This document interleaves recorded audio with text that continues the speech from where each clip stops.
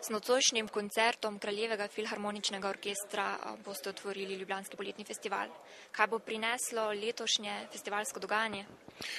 Prineslo bo izjemno veliko kulture na najvišjem možnem nivoju.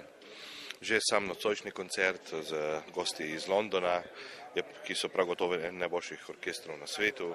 Potem že v ponedeljek 23. junija gostovanje Slovenskega narodnega gledališča iz Maribora oziroma baleta s predstavo Pret-a-porter Edvarda Kluga in Milka Lazarja.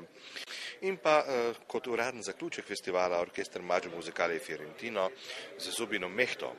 S festivalom ste pričeli že v drugi polovici junija, ker ste želeli ujeti slovensko predsedovanje Evropske unije. S kakšnim namenom? Ja, poglejte, to je prav gotovo izjemno pomemben dogodek, ki je nekako povečal in pa utrdil prepoznavnost Slovenije. Sam Ljubljanski festival se za to zavzema že vrsto let, že 56 leto zapored. Sam pri tem sodelujem 16 let in se mi je zdelo primerno, da se ta dogodek začne nekoliko prej. Sicer prihajate iz štajerskega konca, ste Ptujčan, ali kdaj obiščete tudi festival Lent?